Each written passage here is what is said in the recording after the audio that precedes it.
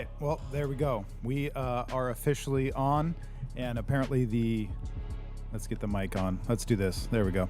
Apparently the audio was not playing during the opening. Guys, it is episode 70.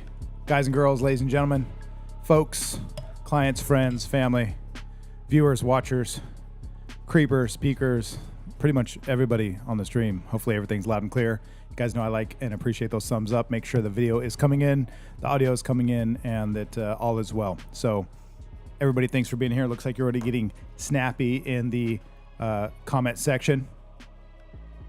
Okay, there we go. Thank you very much for those comments. I appreciate you guys. Amanda, looks like you made it. You're early. Hopefully you'll stay for the whole show. Wendy, what's up? Good to see you. Let's see. Let's find out who else is on here. Natalie, what's up? She's feeling better. Thanks goodness. Thanks goodness. Let's move those comments so they're not right in front of my face. It's good to see you guys. So who else is on here? We got Heidi. What's up? Thanks for being on here. You know how we do it. All right. And also it looks like we got Sis on here. What's up, Rochelle? Cannot wait to see you. Going to be soon. It's going to be awesome.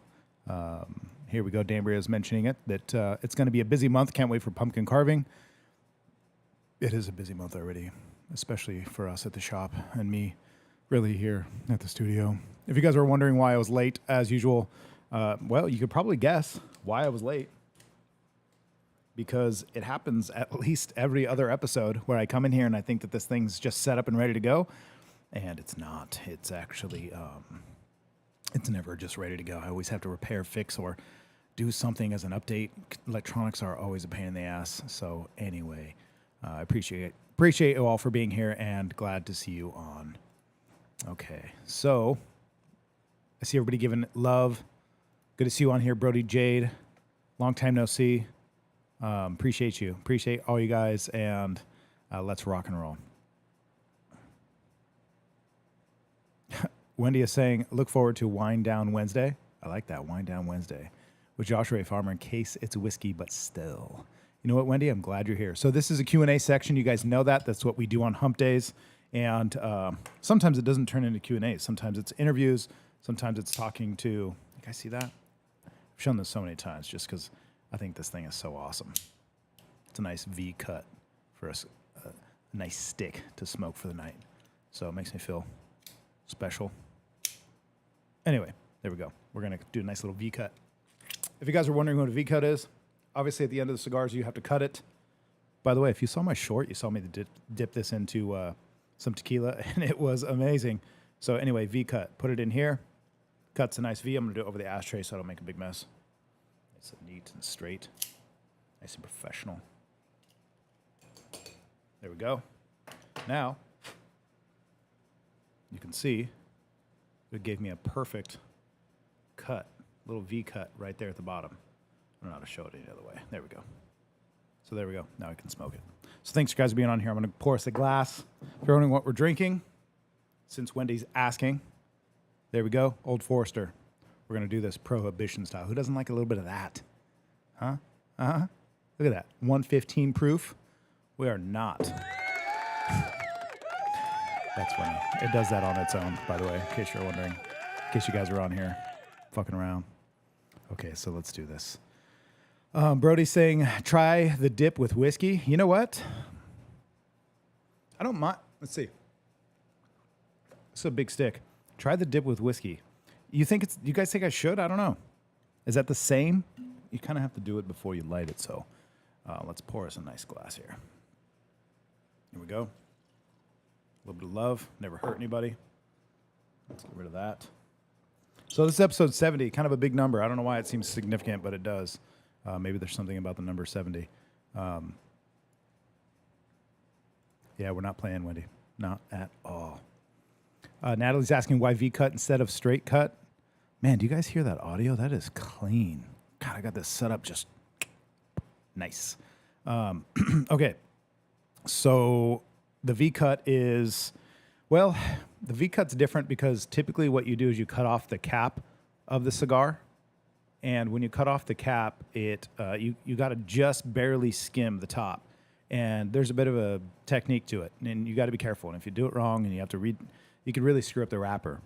This way, this cut right here actually keeps the wrapper intact, still giving you access to smoke the stick, but it gives you a nice draw, so you can smoke it really well. But it's even, it's consistent, and when you have a nice stogie like this, I guess its benefit is that it doesn't tear up the wrapper, still allows it to stay in contact, and then also too, when you go to draw it and your mouth is over it, I still have my mouth on the actual wrap instead of raw tobacco on the back.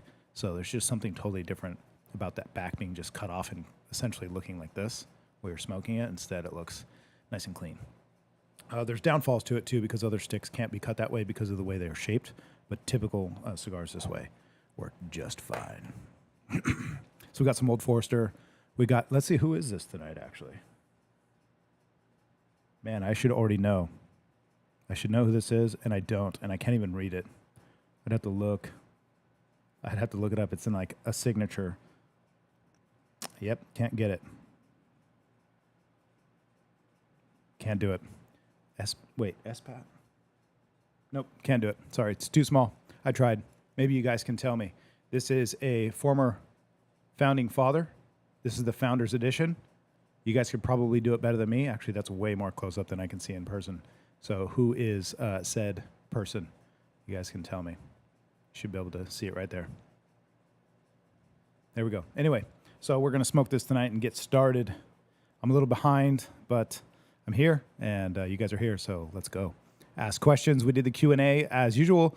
You guys, I was a little late in posting it, so you're going to have to ask questions here if you want to keep this show on the road tonight. That was good. Show on the road. Casey, of course, always thank you guys for sending. I mean, this show really is made up of the comment section, right? So that's kind of the whole point of it. So you guys get in the comment section, ask questions. We'll rock and roll. We'll answer some of the questions that didn't get answered on previous episodes and some questions that were asked today, since I was late in posting that you guys can ask those questions. So we do have something ready for you. Natalie's asking, in terms of the V-cut, do you have to draw harder to keep it burning? Actually, typically it feels like you don't. So if you see how deep, I'm totally down with talking about this stuff. Hopefully I'm not boring some of you, but either way, it's my show. I do what I want. So this V-cut is actually pretty deep compared to what you would typically do if you were cutting off just the cap and smoking it that way. So it's a deeper cut into the cigar than usual. So you actually get a really nice, healthy draw. So I prefer it if I can cut it. If I have a torpedo stick where it like tapers too long, you can't use the V-cut. But I do prefer this one, so it's very nice. So no, you don't have to necessarily draw harder. And sometimes what happens, again, details, you can put your lips and mouth here on the actual wrapper still. So what happens is it keeps the stick from getting soggy and actually putting your mouth on the actual inside of the tobacco. So it allows it to stay nice and dry inside, so it allows you to draw even easier, in my opinion, for a lot of sticks. Okay, so Rochelle, I don't know what this post is about, but hope all is well, and I cannot wait to see you soon. It's going to be very fun. Pumpkin carving night is on its way.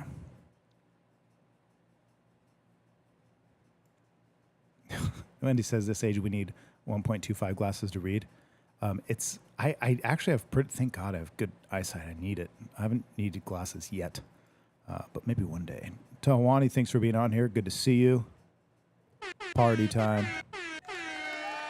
And yes, Rochelle, 70 is a big one. Casey's saying, my son wants to dress up in his costume. Are you providing those plastic aprons so he doesn't ruin his costume with pumpkin goo? We do have some stuff to protect your clothing. So if you guys dress up, which you should, for anybody interested in going to the pumpkin carving contest, that'll be Friday the 13th. So this month. Yeah, you can absolutely wear your costumes, and you should wear your costumes. Wendy's asking, is it better to be on Facebook or be on... Oh, wait. Is it better to be on IG or Facebook? I also noticed I never saw your lives until I requested the notifications. Might be worth telling people to add and notify. You know what? I would totally do that, and people should absolutely add and notify. And there's always tons of work to be done, but I'm only one man and can only do so much. So I do what I can, and we're here now. But you're asking, is Facebook or IG better? I'm not exactly sure what you mean by that. Is it better? I'm not really sure. Do you mean, is YouTube or Facebook better? Like, I can see, Wendy, obviously you're watching from Facebook. So if what you mean by is YouTube or Facebook better, then YouTube's better. YouTube's better because it's an actual video and search engine. Facebook is not. It's just a feed. I'm not a big fan of said FB, but here we are. And thanks for being on here.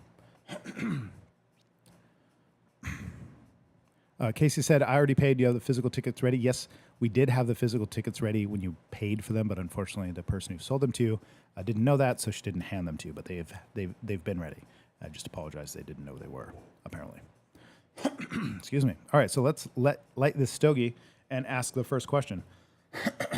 There we go. So first question is, if you weren't a tattoo artist, what would you do? If I wasn't a tattoo artist, what would I do? I'd become a tattoo artist. You know what? This lighter doesn't work. If I wasn't a tattoo artist, what would I do? You know what? I might have to do this under the table with all this AC and wind blowing in here. If I wasn't a tattoo artist, what would I do? Probably still something in art for sure. I like to think, if I'm fantasizing here, I like to think that maybe I would be a singer-songwriter. That'd be cool. Move to Nashville, and if you guys are wondering what I'm doing, get your mind out of the gutter.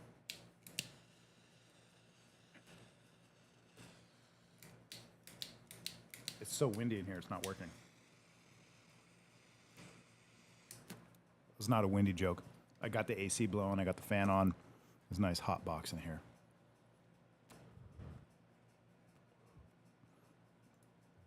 Danbury is saying she's going to get her ticket that day. So I think what we're going to have to do, because it's a pumpkin carving contest, is be very careful not to sell tickets the day of, just because I can't really prepare all the food and drinks if I don't have a head count and also a pumpkin count. But if you communicate with us and let us know, we'll do our best. I'm sure we'll have a little bit extra, so it shouldn't be too big of a deal. But as long as not that many people pull that off and they get the tickets ahead of time, it's going to be a lot better, so we can prepare for a head count. Amanda, I really think, well, she's saying be a musician. Yes, I love music, and I love songwriting, and I love being creative in that way, because nobody asks me to make something like a tattoo is. Like tattooing, people would literally give me input on what I should do. I mean, it's their body, so to mark it up, they're going to have some input. But when I'm making music, I can do whatever I want, which is really nice, because I get to just be creative and make what I want, and that's very satisfying. Whereas tattooing, people are coming in with ideas they want, and that's my job. Let's see, let's turn this up a little higher. Hopefully this doesn't come in too hot. If this does, tell me, if you guys can give me some feedback on the audio, because I can adjust it. I can go high here and see if that sounds good, or I can turn it down a little. So give me some feedback. Let me know. Let me know what that sounds like. Make sure it all sounds good. But anyway, music is just something that I get to do that's my creative outlet, and I really appreciate the ability to do it, because I couldn't imagine just tattooing all day and being told what to do artistically and creatively, although it's fine for my work. As a business, I love it and I enjoy it and I appreciate it. But when it comes to being an artist and a creative, got to have some sort of outlet, and music seems to be that for me. So if I wasn't a tattoo artist, what would I do? I'd like to think that I'd be a musician, which is probably way harder to make it doing that than it is a tattoo artist. Brody Jade is asking, can I Cash App you now to secure my ticket? You know what? If you guys want a digital ticket, I'm totally down. And if you want to pay that way as well. We didn't set anything up to be able to buy something on the website, just because it was so much extra work, and I just don't really have the time to build that right now. But if you guys want to come in the shop and buy the ticket beforehand so we have a head count, then totally cool. That's, again, if you're just jumping on here, that's Friday the 13th this month, Pumpkin Carving Contest. It's going to be fun. We're going to have a lot of good times and a lot of rad people, and it's also definitely kid, teenage, and adult, and old fogey friendly. Okay, so that was the first question. If you guys have questions, ask them here in the comments. It's time to do that now. A lot of times I can't get to them all, and I don't always see them all, so tonight's a perfect night for that. So you guys do your thing. Tori Wilson, thanks for being on here. She is saying Joseph Warren. I'm not sure what that means. Maybe she's tagging somebody. I don't know. Explain, Lucy. You know what, Brody Jade, if you can Cash App me right now, if you Cash App me, let me know, and I will do my best to send you over a digital ticket. Okay. Also, you're saying the audio sounds good. Awesome. Jesse, what's up, man? Thanks for being on here. Good to see you. Old high school, I think even junior high pal. So thanks for being on here. Appreciate you. Okay, Danbury saying how many kids are going. I don't know. I know that there's probably going to be at least a handful of kids for sure, plus teenagers and my kids. So there'll definitely be plenty of kids. Amanda's saying you're so good at it. I'm not sure if she means pumpkin carving contest, podcasting, smoking cigars, or whiskey, or music. Maybe that's what you mean. But thank you. You know what? Thank you very much. Rochelle says, thanks, Heidi. I just have a ton of adult things, appointments for review. Yeah, that's a lot. Life is fun, guys, and a lot of times it just is a bunch of administrative, hectic shit to do, and I totally feel you, sis, on that. That's fun. Oh, there we go. Tori Wilson is saying your cigar. See, I should have known that, but let's be real. Not the amount of founding fathers that we have is there's a lot. So, and that says that's Joseph Warren. Let's see. I can see it now. I can fucking see it. There we go. Now we can see it. First try. Amaya, what's up? Amaya's on here. I don't know, Amaya, if you've ever been on here before, but it is good to see you. I'm going to turn these comments down. That's pretty large and in charge. Actually, something I did want to do tonight as well, going through the questions. If you guys had questions, ask them here, of course, other than the ones that you did submit. We'll get to those, but also I wanted to show you a quick video here in a moment. So you guys know when I do these episodes, one of my favorite things about them is that, well, I get to hang out with you guys and all of you at once, which is really unusual, other than my parties. That's the only time this gets to happen. But I get to enjoy a cigar. I get to have a nice glass of whiskey. It's like every time I do it, watch what happens. Ready?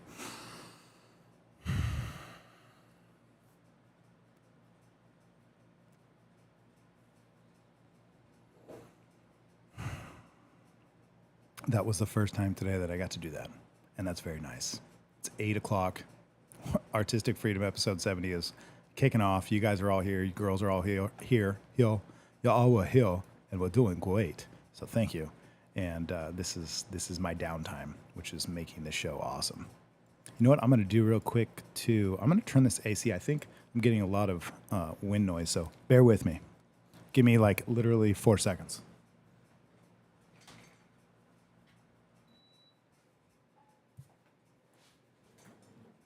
All right, I'm back. So it might even be, the sound might even be coming from one of the ceiling fans.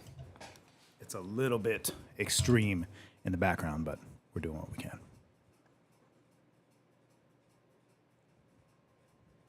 Amaya, by the way, have you ever watched one of these shows? I know I asked it, but I'd love to hear back from you. Have you ever been on the stream? I don't know if you ever have before. I've actually been tattooing Amaya and her family for quite some time now, actually. I've known you for a very long time. Or at least it seems like it.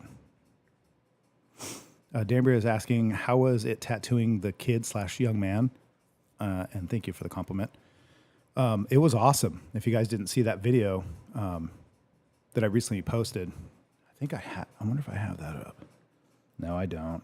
But anyway, years ago, I got to take a picture of me drawing on this kid. His mom came in to get some artwork done. This is over 10 years ago. And they were done with the tattoo, and the kid was like 6, and he was super pumped, Ryan. And he was super pumped to get a tattoo by me, but of course he was too young, so I drew him on with a marker, and he was like 6 years old. Well, now he's of age. He's like 18, 19 years old, and he's a grown man, and it's been a long time, and he came into the actual shop today, yesterday. It all bleeds together. I think it was yesterday. And he got a Spider-Man tattoo, which is his favorite character. So anyway, it was just cool to, have drawn on somebody as a kid as a fake tattoo, and then one day actually tattoo them, especially if it's something awesome like it was. It was really, really cool. It's kind of weird because it makes you feel like you really are not just aging, but like just going by so fucking fast. It's pretty fucking crazy. Okay, make sure I get to all these comments, guys. If I see things on here, or I'm sorry, if I miss things on here, and I didn't answer it and you want to re-ask it, great. I'll do my best, but bear with me because I do what I can, what the gifts God gave me. Wendy's asking about the weather. The weather is amazing. It's beautiful. It's wonderful right now. It's perfect. Don't go anywhere. Just stay. Amaya said, I've seen it on YouTube, but just noticed it's easier on Facebook. Yeah, if you're a Facebook fan, then it is a little easier because you'll see it if you're on there. But YouTube, you kind of have to subscribe to be able to get the notifications. But it is always Wednesday at typically 7:30, sometimes a little later, like tonight, 7:45. It is what it is. Amaya is saying, I'm down to sit in the chair whenever, please. Someone's addicted. So that sounds like an addiction. Amaya, you might want to have that looked at. Come on down to the shop soon and we'll take a look at it.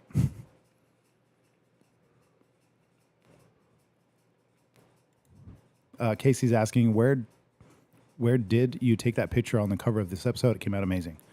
The picture that I took on the cover of the episode, which one was it? Well, let's see what happens. Let's go to the intro. There, okay, I see what you're talking about. I took that actually just on the other side of this wall in the other room.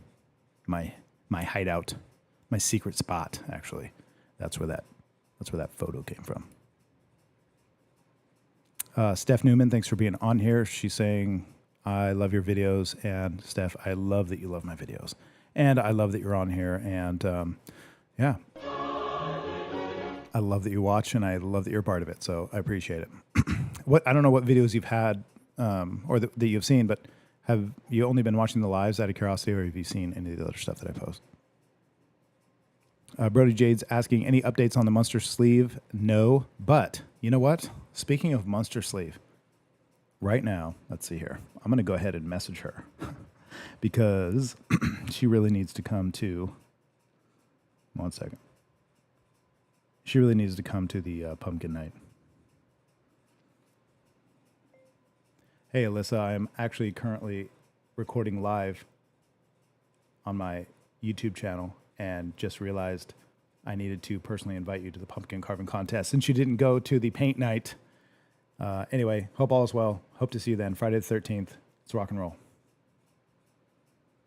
So there we go. I just sent that so that you guys can see the Munster sleeve in person and in all its glory. It's amazing. Natalie, thank you very much. It was a lot of fun. The Spider-Man tattoo, you know what? I'm going to bring it up. Let's bring this thing up. Let's find her. Where is she? Is that it? Is that her? Okay, here we go. So Natalie is saying the Spider-Man tattoo was awesome. Thank you very much. I really appreciate it. I actually did try very hard. Let's see. So what's interesting, Heidi's saying you are part of his journey. I'm assuming you're talking about this kid. That's awesome. It's quite an honor to have these kinds of experiences with people, you know, drawing on a kid as a fake tattoo because he thought it was cool when he was 6, and now tattooing on him when he's, you know, well into his adult years. And for the first time, I'm tattooing on him and gave him this. I'll give you guys some inside scoop. Don't use it against me. Be gentle with what I'm about to share with you, but I'm going to give you an inside scoop on this tattoo. I'm actually surprised I'm going to tell you this right now. Casey, you want a printout of my oiled up? By the way, the photo you guys are referring to in my cover for this episode, I just got done with a massage because of a bad pain I had in my back, and then took the photo and didn't realize I was all shiny. So apparently you guys like the shine. I'm going to get some shine going on next time. Jesse's saying, come tattoo on everyone in Oregon City for a weekend. Jesse, I'm actually looking for a place in Oregon right now to guest spot in. I believe I was invited to a spot. I want to say it was called Dead God's Tattoo. I should get it right, but there's an awesome artist up there that I talk with on Instagram, and it's something I would actually like to do soon. So I'd like to make it actually part of my yearly visits, and maybe even one day make it a semi-permanent location as well, so I can come up there on a regular. Okay, I feel like I got a little sidetracked. What was I going to say here? Other than you guys like my old up picture.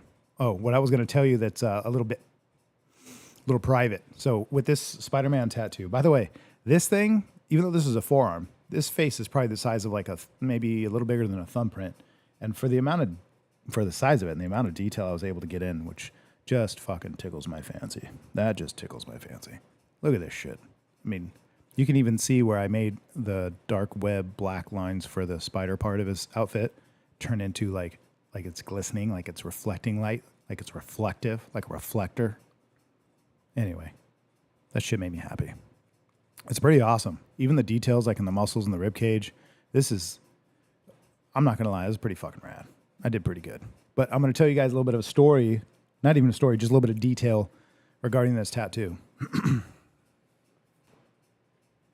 Let's see if this episode I could keep this cigar actually lit too. That'd be cool. Instead of letting it go out. Oh, fucked it up. Look at that. Sometimes it does that. Let's get it back on. Here we go. So with this tattoo, if I can keep this thing smoking, I'm going to be pumped.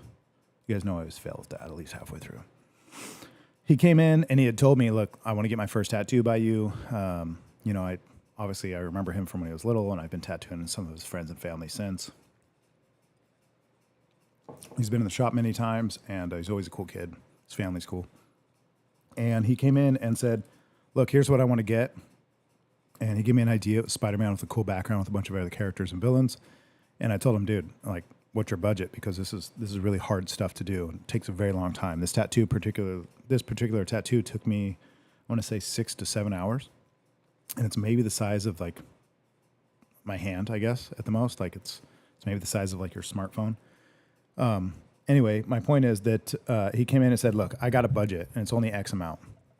I'm not going to share all the details with you, but he said X amount, and I told him, look, this is a big piece. You're talking about basically half of a quarter sleeve or half of a half sleeve is what you want your whole forearm. And I know it's your first tattoo I've ever given you, and it'll be the best one you've ever got, but it's going to be a lot of work and it's going to take a lot of time. And I can't do it for the amount he essentially brought. Plus, it would have taken multiple sessions anyway to do what he wanted. So to do my best, I could have said, hey, I know what you want to pay. I get that. I could just kind of, I don't want to say dumb it down, but simplify it. And I just really felt like it would have been a disservice to this tattoo and to the experience and to the fact that, this kid's been waiting for a long time to get this.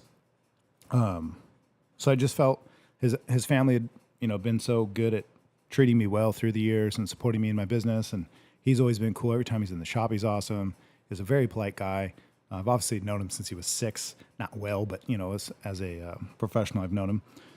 And he comes in and says he has X amount of money, which isn't even really, I would say, not even half of what I would typically charge for something like this. And I said, you know what, let's just get what we can done in a few hours, and, we'll call it good, and then we'll finish the rest later. And as I was getting into the drawing and the design, I just thought, I'm just going to do this right. I get he can't afford this whole thing. This would typically be, I'd say, 5 to 6 hours. And, if it's $200 plus an hour, let's say it's about $1,200. It's very expensive. And he had nowhere near that. But don't get any ideas, because there's no special favors. It's just something I wanted to do for him. And so I was actually happy to do. And it's not to boast at all, but just to share with you guys that, when you are in a position like me where you have to charge for something you actually love, you're in a kind of precarious position where you're charging people for things that you actually want to do. And this was something I really wanted to do.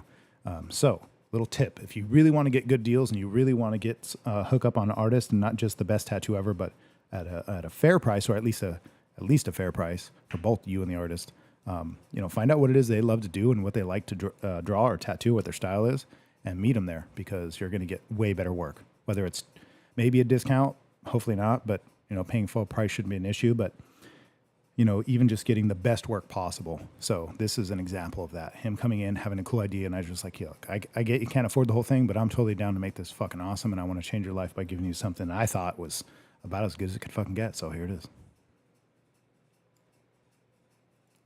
Thank you, Amanda. I appreciate that.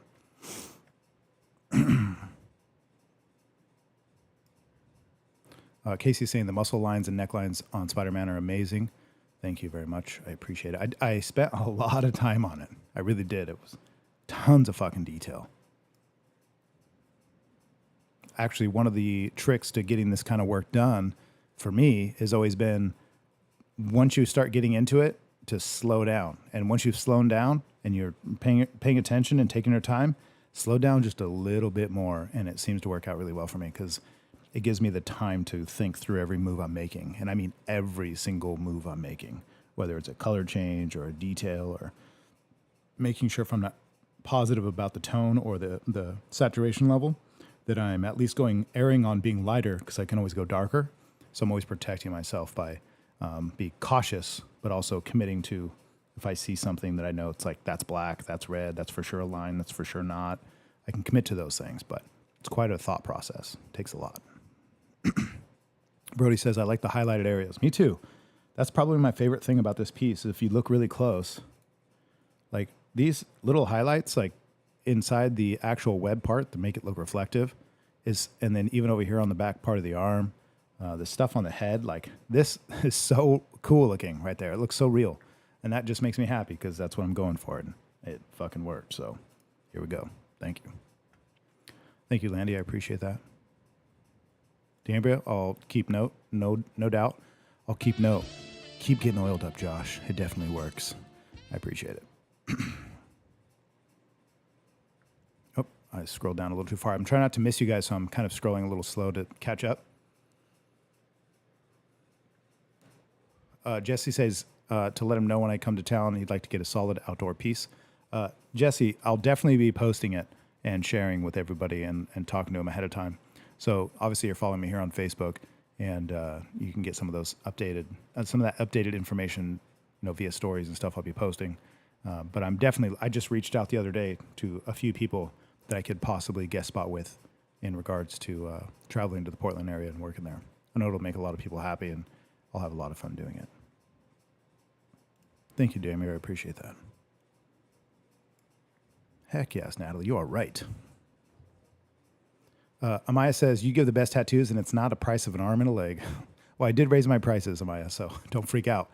But I did. I know shutdown pandemic, plandemic, fake-demic, whatever you want to call it, the beer bug, the COVID, corona, beer bug virus. Anyway, before that, my prices were different than what they are now. Things have changed. The world has changed. Nobody can afford anything anymore. But anyway, yeah, the prices have changed, so don't get too used to it, guys. Rochelle says, I agree. He's always had such a big heart. You know what, Rochelle? You would know, and thank you. That's quite the qualification. Truly appreciate you. Okay, I'm going to bring up something real quick before we get into the next questions. If you guys have questions, go ahead. If you have questions, go ahead and share them with me now, and we can answer them for you, whatever they might be, whether it's about the next paint night, or whether it's about the carving contest coming up, or what we're doing this year, or how much my prices are and why. Whatever questions you guys may have, hook me up. Hook me up with some questions. In the meantime, if you guys haven't seen this already, I'm going to walk you through. It's a real short video. So this is technically our paint night extravaganza. Let's get this a little differently oriented. And man, it was just so cool. It was so fun. I know you guys had fun because everybody told me that they had fun. Let's see. Let's go here and arrange this perfectly. There we go. That's it. Okay, so this night, thank you to everybody who showed up. And this video really kind of demonstrates just how fun it was. It was real, and it was fun, and it was real fun. But so many people showed up. My mom came from out of town. My sister, of all people, surprised us with her presence. She actually came in. I'm going to pause that for a second. She came in totally dressed up to where I couldn't see her at all. I didn't know she was coming. And so this lady shows up, actually with Brody Jade. And so thanks for my gift, Brody Jade. I appreciate you. She shows up. She's fully clothed. I can see her eyes, but I can't see anything else. She's fully costumed out, kind of like a Renaissance wicked-looking outfit, kind of witchy. But I saw these eyes, and she shook my hand. She said hi, but she didn't introduce herself, and it was a little awkward. And I didn't know she was coming to the party. She didn't know at all. And I remember looking in her eyes and being like, that looks familiar. And I kind of had this weird, and I didn't know who it is at all. It was my sister, obviously, but I didn't know who it was before she revealed herself. And what's crazy is I remember looking into her eyes and thinking, I think this person's related to me. So I kind of looked at her body shape and her height and her eye color, and I'm like, can't be my cousin. Can't be who I think it is. And kind of tried to rack my brain on who it was. But there's other stuff going on in that moment, so I wasn't really paying that much attention. And then, of course, she took the hood off and her little mask or whatever she had wearing, and it was my sister, which was a really cool surprise. So thank you guys for being part of that. But what's cool is that I knew she was my sister. I knew she was somebody related to me when she showed up. I don't think it shows her costume when she first showed up, but it was pretty cool. But anyway, all you guys that showed up, why is it such bad quality? Let's see if we can change. This quality is like literally like 720 here. Let's do this. Let's see if it'll get us up to 1080. It's pushing it, maybe 720. Let's do that. See if those will play. Okay. Rochelle says, I didn't say hi. I kept my mouth shut. Right. But I just remember you introducing, like you came up to me and I think you reached your hand out and shook my hand. And that was it. She didn't say nothing. Natalie's saying, do you get harassed by any stupid CA agencies for your business? Stupid CA agencies for my business? Do you get harassed by any? I don't really know what that means. And apparently my my video feed can't be anything higher than, well, let's see. Let's keep it on auto and see if it'll play back, just because apparently I don't have the bandwidth right now. Let's see. Let's go ahead and pause this. There we go. Yeah, so it's just going to be a fuzzy video. I apologize. If you guys have already seen the video, then you've seen it in full effect. But anyway, everybody was dressed up. Everybody was having a good time. It was actually a lot of fun. And people looked awesome. And plenty of drinks, plenty of laughs, plenty of good music. I loved it. So there we go. That's Paint Night. I'll let that play through just for a minute. So it was really cool to be surprised and just have such a good time with you guys. Trying not to miss any comments. Natalie, I know you asked, do you get harassed by any stupid CA agencies for your business? You'd have to be more specific, or maybe I don't know exactly what you're referencing. And Casey's worried about how she looks on camera. Don't be. You guys looked awesome, and everybody was super happy to see everybody dressed up. It was really cool. Damir is asking a question. What are some tricks you use to help make your job easier? You know, what makes my job easier? What makes my job easier is being okay with letting other people do things for me that maybe aren't quite as good as I would do them, but delegating those tasks makes my job a lot easier. It doesn't matter if it's helping for an event or helping with a tattoo or helping with customer relationships or whatever it is. Sometimes just somebody calling to get internet hooked up at a new location, having that kind of help and delegating those tasks, really, really special. Really makes my life and job a lot easier. There's tons of tricks. Another one is to make my job easier. You are the tool you're using to get a job done. So the better you are, I say this all the time. It's fucking life's biggest secret. By the way, you see Peach dancing over here. Look at that. Just rocking and rolling. You can tell everybody just had fun. But what makes my job easier is being the best I can be when I show up to that job. So making sure I'm well rested, well fed, well put together. That's everything. B. Barkus, thanks for being on here. What's up? Always good to see you. You said you've just been killing it this week. You've just been killing it this week. Thank you, Barkus. Appreciate you.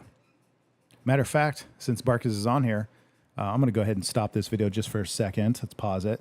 God, look at that food. That was so cool. Let's bring this up. So this is Barkus's tattoo, as a matter of fact. How cool is that? I don't know if you guys saw this yet on Instagram, but Barkus, thanks for this opportunity, because this tattoo was really fun.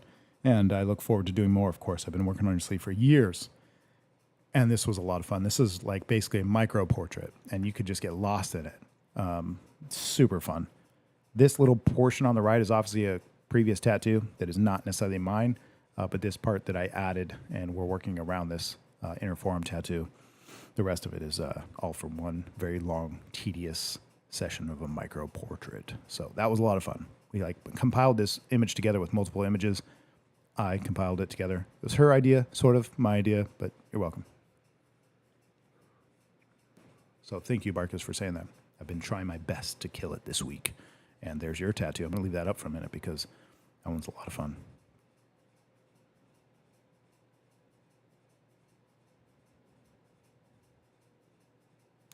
Natalie's saying California agencies. I still don't know what you're referencing to. Are you just saying in general, like for my business? Are you just saying like, is there red tape and a lot of administrative stuff? Is that what you're asking? Because if that is, then yes, there's tons. Although it's very awkward because after the shutdowns, everything's changed. Mandy's saying that was such a fun night. Mandy, it was, and thanks for being there. Neighbor is saying, how long does ink last on the shelf? Is there an expiration date? Yes, there is. So technically in California, and maybe a few other states, but for sure California, ink has to have expiration dates. So the expiration dates on ink are different state to state. Most places don't have expiration dates on them, but California requires them, so we have them. And if they are expired after 2, 3, 4 years, which is usually the case, there's usually, I think the ink that lasts the longest I've seen until like 2025, 2026. That's it. And if you don't use them, you got to toss them, because the agencies will see said expired inks and throw them out or fine you for using them. So sometimes you have to be really careful what you order. Thank you, Danbury, for the comment. Appreciate it. Andy says the detail fire. I agree. That's the coolest part about this. Like, this detail is just crazy. Super fucking fun. Probably shouldn't put the comments over that part.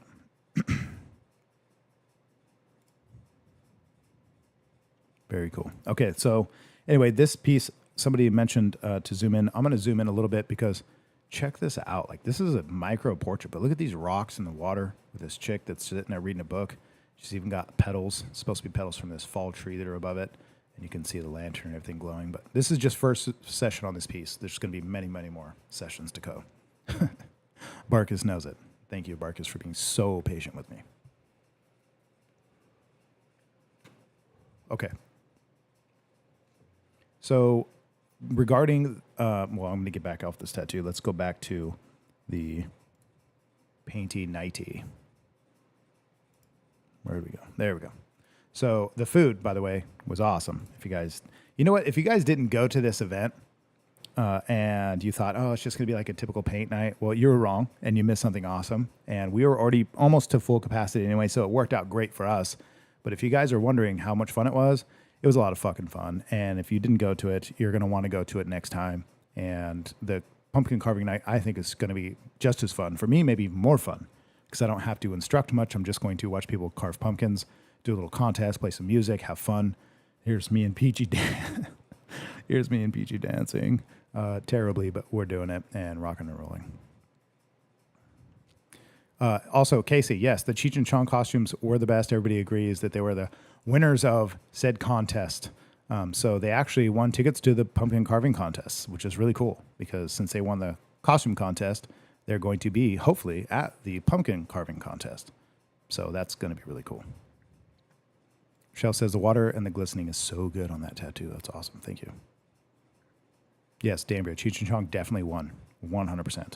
It seemed like it was kind of a toss-up between Cheech and Chong and the Maleficent Witch. Everybody seemed to love those outfits. Those were the ones that stood out the most, as well as Pooh. And then who else? Everybody kept mentioning somebody else. I forgot who it was that was dressed up. Well, everybody loved Natalie's outfit. She looked awesome. She just didn't stay. She wasn't feeling great. But that's okay, because pumpkin carving contest, she's going to feel awesome. Okay, let's not play this, because that's not my shit. Okay, I just thought I'd play that video for you guys so you can see how much fun it was and how much you're missing out. B, that's awesome that it's healing so great, and you're welcome. And I can't say it enough. I appreciate you, and I look forward to doing more, because that tattoo is going to be a lot of fun. Well, we could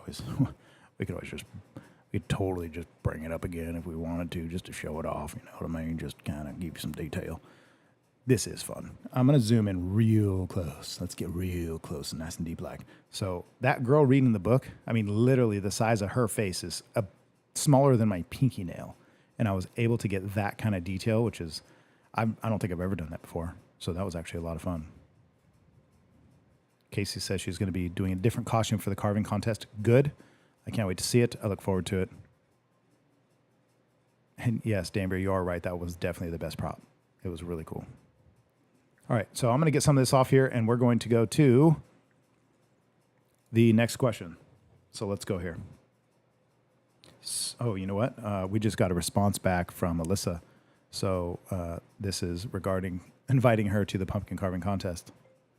It is Friday the 13th at 6:30 p.m. Be there or be square. There we go. She's asking what time, so hopefully she's showing up. She even sent an emoji with a star-faced happy face, whatever that is. So hopefully she'll be going. So you guys can see the Munster tattoo. If you guys want to see her there, we did this last time. It seemed to work. So last time I asked you guys to go on Street Faded's Instagram and tell him I wanted him on the show. It worked. He's coming on the show soon. You guys will see it. If you watch these episodes, you will see him on the show very soon. So thank you guys for that. Thank you for helping me, supporting me, and listening to my directions and following directions really well, because now we're getting him on the show. So I told you guys last time to give him a shout out on Instagram and tell him he needs to be on the live stream, and now he will be. We also need to let me tell you guys exactly her name. Let's go to Instagram. So her actual name on Instagram is Corpse Mama, just like it sounds, Corpse Mama. So go check out Alyssa. Here we go. Let's see if it'll actually focus or not. Maybe it's too close. That's about as good as it's going to get. So go find Corpse Mama and let her know you guys want to see her. Anyway, even if just one of you, designate one of you to go on Instagram, find Corpse Mama, follow her, like her stuff, check it out. She's awesome. She does great work. You'll see it. And ask her to come, tell her, invite her, yell at her, do whatever you have to do to get Corpse Mama, Alyssa is actually her name, to join the pumpkin carving contest, because in that way we can see her Munster sleeve, which is so fitting for the night, and we need to have her there, and that's just how it needs to be. So let's do that. That's awesome. Damber says she's going to dress up like me and wear a red cap and bring some stilts too. Yes, Dambria, you are right. She does all kinds of stuff. Oh, maybe you're talking about my tattoo. I don't know. Maybe you're talking about Alyssa's. I'm not sure. Okay, let's see. Brody's saying she wants to see all her tattoos. I do too, because I like to see them healed. I only get to see them when they're fresh or when I just did them or whatever. But yeah, there we go. Okay, let's do this real quick. So I want to get to the next question. See, make sure I don't miss anything. You know what? I don't even think. So there was questions on Facebook. Sorry. I'm actually missing something here. Let's do this. Okay, so there's a question. Are you participating in No Shave November? This is coming from Facebook. Am I participating in No Shave November? I'm participating in my live stream, Artistic Freedom, episode 70, rock and fucking roll with some whiskey, some Old Foresters, and a nice stogie. So that's what I'm doing right now. I'm not participating in no shave BS. Plus, I can grow a beard in like a fucking week, so I don't need November. I just need a week.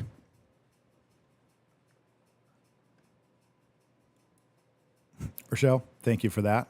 Super fucking cool. Hopefully she shows up. I really would like her to, just so you guys. She's actually awesome. She's actually, ironically, other than Linda, if you're out there, if you're listening, wherever you are, whatever you're doing, whoever you are, if you're real or not, who knows? Well, I've showed her to you guys, so you know she's real. But Linda, you're my favorite. My second favorite of all time. And she knows this. Alyssa knows this. And also, Linda knows this. Everybody knows this. Alyssa's my second favorite because she's fucking awesome. And I hope she shows up because you guys will love her because she is rad. I tell her this and she always gets all shy. It's kind of adorable. So hopefully she shows up. Hopefully she brings her family. So they're all cool. Her family's cool. Her mom's cool. Her sisters are cool. Her boyfriend's cool. They're all rad. So hopefully they all show up. Casey says the length of the beard right now is perfect. Good, because I measured it and it's exactly 35 millimeters long. And that's exactly where I like to keep it. Totally kidding. So let's get to the next question. What makes a happy home? This is a totally kind of sidewinder. What makes a happy home? Interesting question.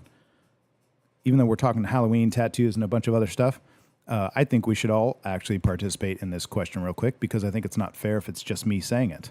So I'm going to post this question right now. I'm typing. What makes a happy home? Answers. Hopefully I didn't type it wrong. I suck and I'm dyslexic. Yep, I definitely typed it wrong, but you get it. Let's do this. Let's just fix it real quick. Ready? Okay. So what makes a happy home? You guys should give me your answers and I'll respond to those and give you some of mine. We can have a conversation about it because what a good conversation that may be. I know plenty of you on here, and I know you guys can have some nice input on this. So what makes a happy home? This could be a good conversation for a few minutes. So let's do it. You guys let me know. I told you I wouldn't let this go out, and I did. It's always about exactly this time, too. But that's okay, because I can fix it. So you guys go ahead and jump in here and let us know what it is that you think makes a happy home. I think that's a great question. As maybe kind of off topic as it sounds, that's what the show's about. We do what we want, when we want, with who we want. So yeah, let's go. So what makes a happy home? I would love to hear your guys' answers. And of course, I will also give you my feedback and let you know how I feel. I would say at least first thing, what makes a happy home? Number one is a family. That's what makes a happy home. You got to have a family. You got to have that family all up in there. You want kids. You want a wife. You want a man. You want a husband. You know, you want your lover. You want your future. You want your hombres. You want your niños. Okay. Sorry about the armpit shot. Lighter died. You want good lighters. You want cigars. You want whiskey. I'm kidding. You don't need those for a happy home. Not at all.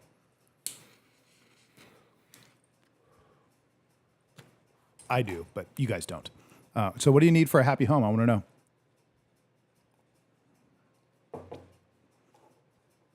Okay, let's go through these. You guys are getting on it. That's awesome. So there's the question you guys can answer. Let's jump in. Casey apparently saying dork. That's what you need for a happy home. Wendy's on here saying what makes a happy home is communication and compromise. I would love to know what you mean by compromise. I understand communication, but what does compromise mean? Matter of fact, I know semantics, but I wonder what the definition of compromise is. To give up one thing for another, because if that's the case, I totally dig it. But if you're saying compromise by giving up things you believe in for somebody else's, that's where I draw my line. Natalie's saying, for me growing up, I was blessed with a loving mom and dad. I totally agree, and I think that makes for an absolute happy home. Obviously, there's not always the option for people, but I think by having loving parents is like the best for sure. I'm blessed with it. Rochelle's blessed with it. We've blessed our children with it ourselves, and it's such a fucking wonderful thing. You're right. Rochelle's saying her happy home is peace, love, connection, hugs, creativity, and so much more. Yeah, I'm with you because, man, I love my son's 17 years old. He's a big old hairy beast with a beard, and I fucking kiss him and hug him all the time and tell him how much I miss him. And I love it. It's so much fun. It just feels so good. And hearing your kids, even as teenagers, just wholeheartedly tell you how much you matter to them. How cool. Just to have people that are there, really, that don't need anything from you, don't ask anything of you, but we all work together to make our lives as good as possible. It's so rad. Denver says love for sure. Totally agree. Chantel, I hope I'm saying it right. Chantel, thanks for being on here. She's saying trust me. Are you saying that for a happy home, you have to trust you? Is that your children? Who is that? What do you mean by that exactly?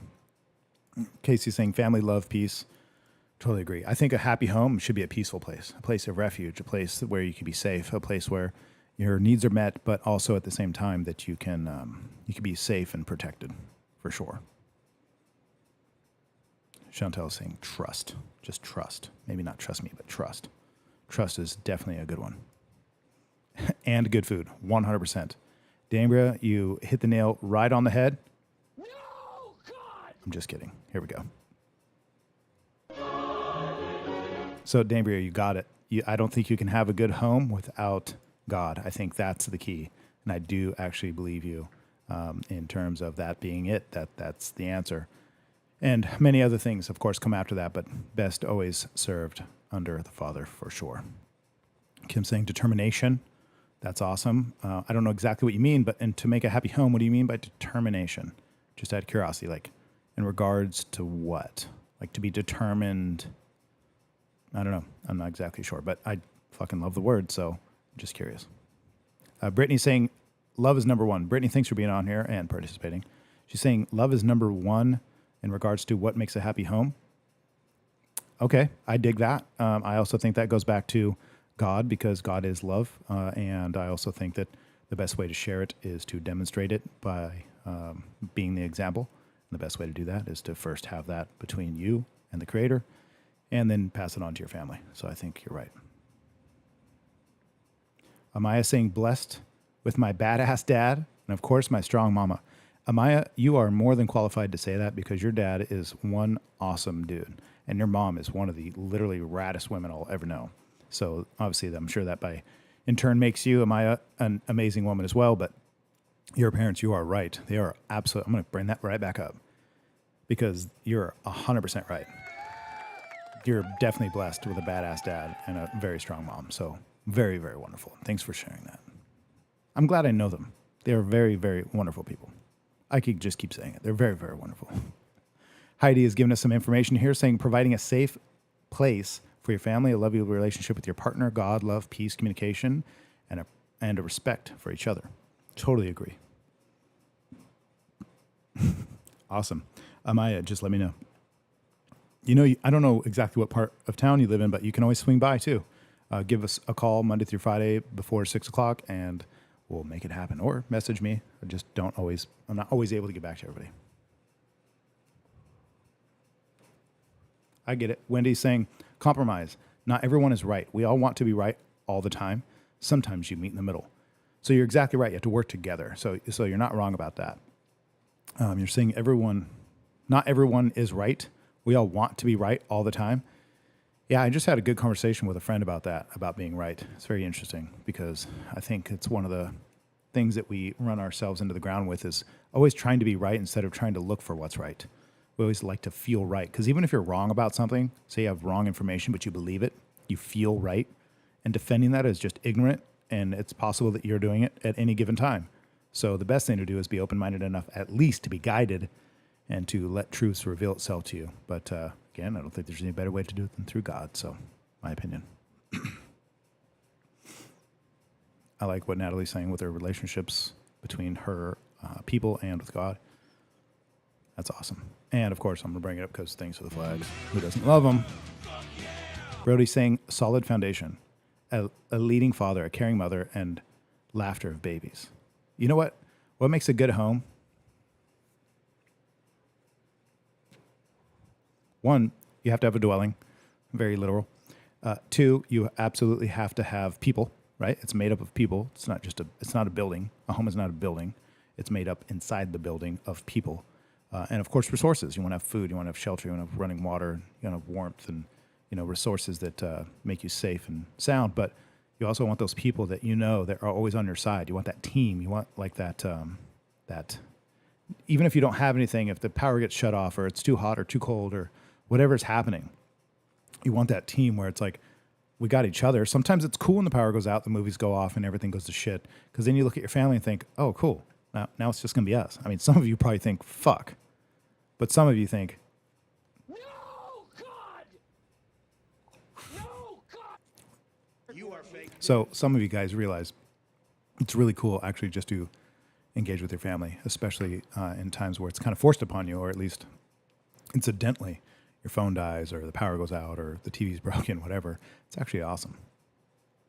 And I told you I'm with you again, Amanda. Absolutely. Kim is saying feeling safe. Yes, big, huge, huge deal, especially for development of young adults or just kids in general. Feeling safe is so important. But I think for women, it's also just as important. I think feeling safe is really, really important so that they can. Well, because it's such a reward. It's such an absolute reward to be able to create a home. And as a man, it's amazing to create a space where that's true, where I know that whoever's here is protected by me. You have to kill me to stop me, and I don't quit. So you better kill me if you want to stop me, because I'm here to provide and protect. And that's a really cool feeling, even as a man, to be able to express that. It's really, really cool. Nicholas, I don't need to know what you do in your underwear. He's saying ice cream parties and dancing in the living room late at night. Just kidding, Nicholas. You know I love you, man. Hope all is well. It's good to see you on here, Nicholas. I hope the family's good, the dogs, the old lady, everything. I don't mean old lady. I mean old, like old Aubrey, Grand Ole Aubrey. Anyway, I hope you guys are doing good. It's good to see you on here. Tell the lady that I said hello. And yeah, much love, my man. So hopefully ice cream parties and dancing around in the living room is your jam, and that's what you're doing tonight. Super rad. Kim's answering my question about what's determined mean. You're saying determined to provide, love each other, and have a safe place to grow. So like commitment for sure, I think is a big deal. To be committed and to know that people are on your side and they're not going to bail, right? So they're not going to abandon you. That's it's a way to create peace in a home. So these kids, like my kids, for example, they know I will never, ever, ever give up on them. I might not always do perfect, might not always do right, but they know for a fact I ain't going nowhere, that I'm here for the long haul. Amanda's saying love, peace, respect, teamwork, God, romance, growth. Romance. There's a good topic. It's a good topic because I don't think women are very romantic. I don't think they're supposed to be. I think men are romantic and women like to be romanced. Men are romantic and women are romanced. Just my 2 cents. I like this. It's just a fun conversation I've had with a lot of people asking them if they think women are romantic and if so, how. And they usually say things, I'm romantic because I do this, and it's usually not very romantic. But I think it's a man's job to be romantic. Brittany's saying your home is where your loved ones are. That's probably a great way to explain it, just because it really doesn't matter the building or location. It's a set of people, a group of people, no doubt. A lot of good. This is a good topic. We can talk about this all night because, well, who doesn't fucking love a happy home or family? It's super cool. Casey saying she didn't grow up with one, but she definitely did create one. That's awesome, and kudos to you. I wish I had a button that I could think of that's appropriate for said comment, but I literally, how about this? Fucking hell yeah. Okay. So good job there. Yeah, for all of you that didn't grow up with that happy home but have done your best and damnedest to create one, good on you. Good on you, because that's the greatest work you'll ever do. I think the world forgets today. Dr. Phil moment. Ready?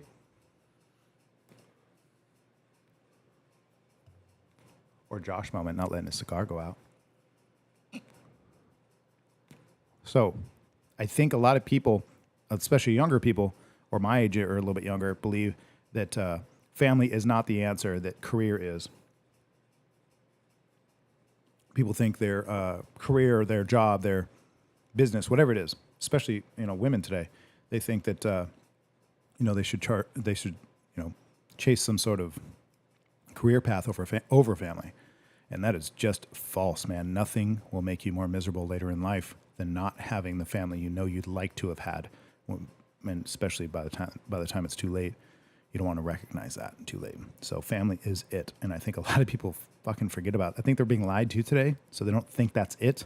They think independence is it, and that doing it on your own and solo and business and money is it, and traveling is it. I can tell you those things are great, and you should go for them. But over family, it's nothing. Traveling and all that stuff, career, money, fame, fortune, is nothing without family. It just pales in comparison. I like what you said there to Hawani. Thanks for putting that in there. Appreciate it.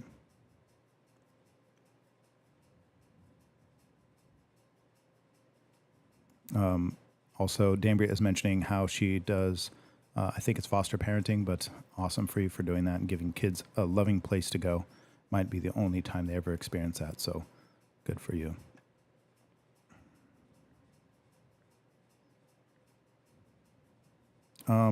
Brody, I'm not sure what you're referring to. She says, I like when one of your guests said his lady sat with him on the floor with just a TV and takeout. Oh, I do remember that story. Yes, that was Jeremy. Jeremy said that.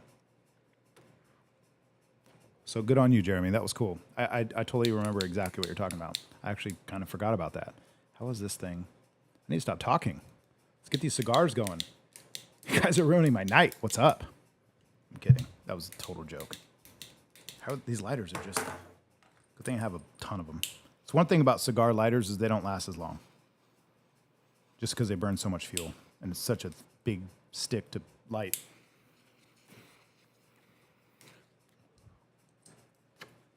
Okay. Let's see if we can keep that.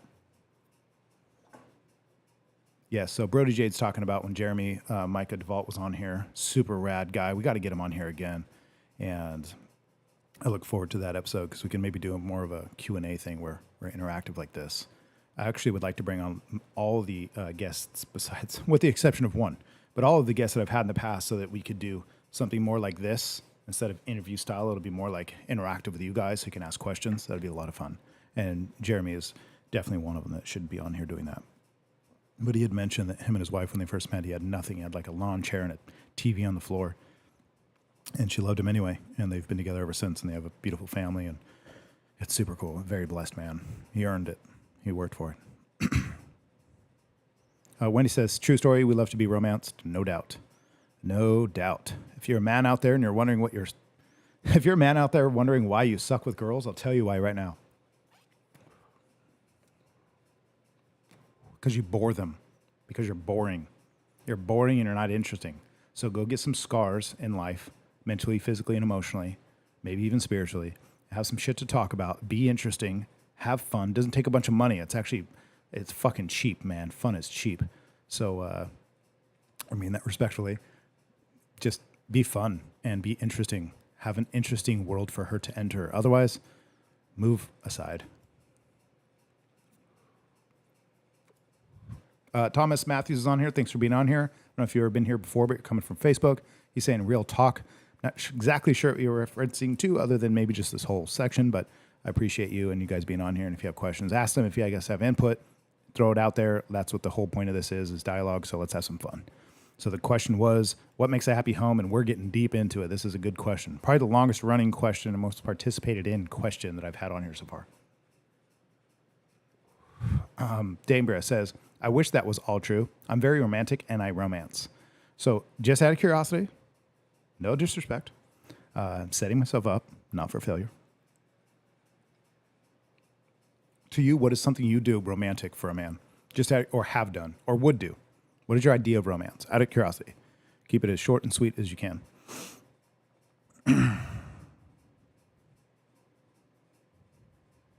Wendy's sharing some information there. Thank you for that. Appreciate it. Love your guys' input. Jessica is on here. Thanks, Jessica, for joining us. I know you've been here before, but I appreciate you being back. So you're saying, I don't think career over family. Have 4 kids, but had them first. Now I'm independent and building my career with my family. Just no man. So that's what I mean is some people pick career over family, and it is a mistake. Absolutely a mistake. And I think that that's something, unfortunately, a lot of these young people are buying into, that family isn't the answer to a good life, that they think their job or career is the answer to a good life. And you are wrong. That is not the answer to a good life. I'm not saying those aren't important. You shouldn't have them. I'm saying you're wrong if you think they're above family. Nothing is above family besides God. It's God, family. Then you can think about your work and your career.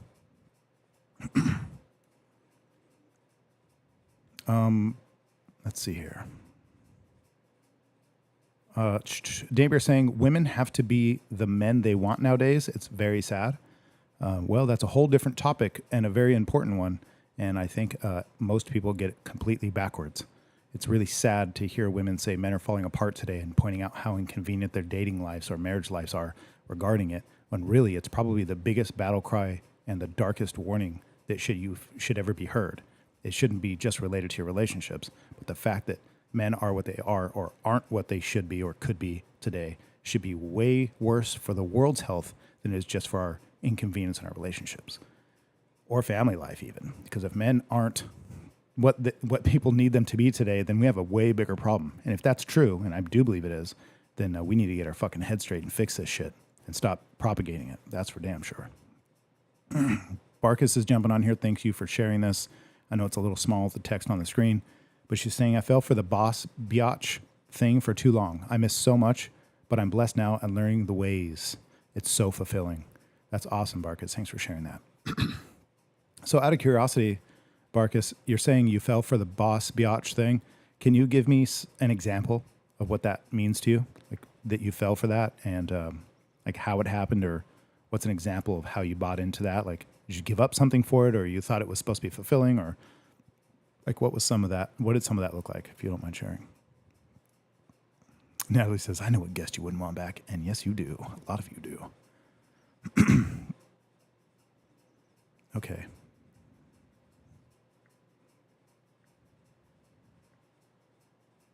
Okay, I guess I missed a few things. I'm kind of scrolling down here. I'm trying not to miss any of you guys, of course. If I don't get to it all, I apologize, but I do what I can. No Town's on here. Thanks, No Town, for joining us. We always like to see you.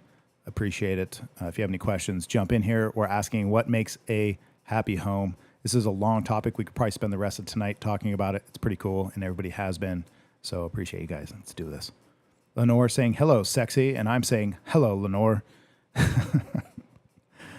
Yeah, so that's, yeah, there you go. Ding, ding, ding. What do we have for her, Johnny? Natalie's saying a happy home is when your man can fart and you can laugh together about it. Fuck. Thank God somebody said it. No Town, of course. Thank you always for the... We love them. Send them. Also, Lenore, you too. Thank you. You know, we always appreciate it. She's saying, I've been so busy. I'm glad I was able to get here late, but I'm here. You know what, Lenore? You send those flags, and I will keep responding. I'll play the music for you. Also, Lena, look at that. We got Lena on here. Hi, Lena. She's also sending the flags. Would you look at that? How beautiful that is. Yes, so thank you, ladies, for being on here. Landy saying, spicy. Yes, that's what makes a happy home, Landy. No doubt. Lenore, I dig it. You're saying yes, for sure. God, number one in my house. 100%. I think it's one of life's worst travesties is that today God has been taken out of our homes and out of our lives and out of our hearts and out of our communities to the extent in which we think it's all falling apart when the truth is it hasn't fallen apart. We're just allowing it to seem as if it's fallen apart. But we have everything we still currently need to make this, even this country, but this world as good as it could be. It's all still there. It's just we get caught up in the minutia and the weeds and the bullshit and the this music playing in the background makes this really epic, but we just get caught in all the lies and all the bullshit and deceit and the personal events, actually the events that aren't personal and things that don't regard us at all. And we just abdicate our positions as mothers, fathers, daughters, sons, brothers, so on and so forth. And I think without God, none of that works. So you're exactly right, Lenore, and I appreciate you for saying that. Brody's saying, I think females don't know how to be ladies anymore. I agree. I think if you have shitty, broken men, which we do, and we should be really, that should be a warning. We have shitty, broken men today, at least more broken and shitty than is necessary. We have all the tools in the world to make men as good as they can be. And if you want to make women and children's lives as good as we can, I'm going to tell you right now, you'll never do it without the best set of men or the most optimal versions of men that we could possibly have in a given environment. Without that, you can't have better lives or environments, or you can't fix the women and children if the men are broken. It's not going to work. The men have to be the most optimal for women and children to have the best outcomes possible. I know that's controversial, but I also know that I'm not wrong. It's unfortunate. We just throw them under the bus instead of fixing them. We just say and point out how inconvenient it is for our dating lives in regards to how much they've fallen apart. But instead, maybe we can think about how we can fix that and what we should be doing instead. Oh, there you go. Wendy's saying it perfectly. I got to give her some props there. I'm going to do that for you, Wendy, because you're saying women were programmed that we were supposed to compete, that were supported and supposed, put together, supposed to compete with men, and it leads to solidarity. You are 100% right, and I see it all too often. And women reporting from the other side of that, they're on here and they're saying it here as well. It is not the answer, and it is not good. We should not compete with each other. Not because we're equals and should compete. We are not equals, and we should not compete. We should complement, and that is a fact. So, Barkus, I asked her earlier in regards to her being the boss biatch and giving up on the family thing and pursuing career. Now she's saying, because I asked her to kind of elaborate, she says she gave up kids because she was taught career before love, husband, children, and family. And Barkus, what has that led to for you? At least now I know part of the answer is you have a family and it's wonderful and you love it and you know you missed out on something, but thank goodness that you're finding that now. So God bless you for that. No Town saying having each other's backs, trust is a must. I totally agree. I absolutely agree. You should be able to support each other in times of need, whether it's good or bad. Danbury is explaining her romance. She's saying basically in a nutshell, romantically, is something I would have done for myself if I do it for my partner. Simple as getting ice cream and dancing in the middle of the shop too. I could see that being cute. I wouldn't call it romantic Just not to be rude, but I think romance falls under a different category. A little darker, a little more seductive.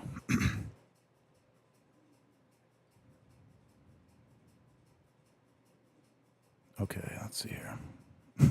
Brody liked the speech in the background with the music, and I did too. And I know you guys did too. Okay, a lot to read here. I'm trying to skim through them without also letting this go out and boring you guys. But here we go. Natalie's saying it perfectly. We should put positivity out towards men. We need them. Strong, godly men are the only ones to fight the true demons in this world. Ladies, we were just created to be their helpers. I disagree with feminists. Natalie, God bless you for saying that. More women need to speak up against this and about this, not because it's some movement, but because it's not only true, but it's how we lead ourselves to the best lives possible. I'm not telling anybody to hide in the corner and tie their hands behind their back and put tape over their mouths and be seen and not heard. But at the same time, but you're right, Natalie, and I appreciate you for saying that. If you guys are watching this at a later date, they should go back and read that again. As a matter of fact, I'm going to go ahead and Command Shift for this, which means screenshotting, because I'm going to save that. Let's go ahead and keep that. Thank you, Natalie. I appreciate it.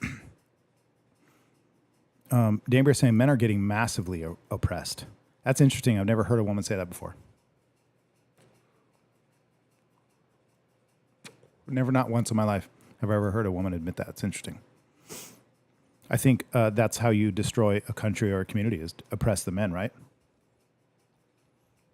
In the past, when it was about sticks and stones, you didn't go to a community and destroy the women and children. You kept them. Because as men, you could just overpower them. If you were the enemy or they were the enemy, you just go in and destroy all the men. You didn't keep them because they were in the way. You couldn't enslave them because they would revolt. So you'd keep the women and children and kill the men. Well, in today's world, to take us over, it's not any different other than they don't kill you as men anymore. They just turn you into a blood bag, siphon all your resources, all your money and all your activity and all your skills and all your mind and your body and your heart and your testosterone. They siphon that shit out of you and they disperse it amongst the women and the children. And then the women and children say, we're smart and independent and don't need men. Yet the men are the blood bags you're sucking off of in society. And it's terrible. If that's not oppression, that's fucking slavery. That's absolute slavery. You can't argue with me on that either, because I'm not wrong about it. This is not my opinion. This is a fact of life today, especially in the Western world. The resources of men are being extracted out by systems, corporations, governments, whatever it may be, socialism, communism, everything but capitalism. People say, oh, America is capitalist and it doesn't work. It doesn't work because you keep injecting communism and socialism into this said capitalism. So leave that shit the fuck out of it and let men rock and roll. We used to have it in the past and it was fucking beautiful, and it's falling apart today. So thank you, Danbury, again for saying that.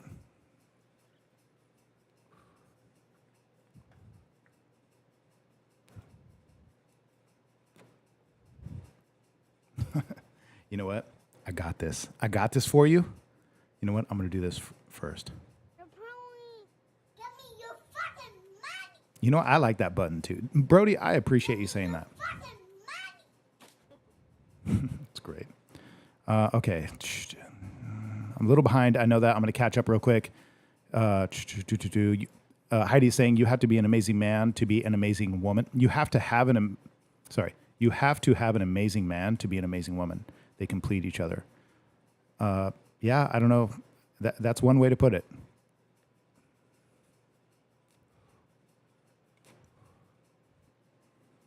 Okay, let's see here. Kind of skim through for a second to catch up with you, ladies and gentlemen. Wendy says, women don't want to admit it, but we need men. Well, I totally agree, because without us, you fucking die. But why do you say that? And can you elaborate a little for those in the back? Wendy, can you please elaborate just a little for me? I'd really appreciate it. I like that.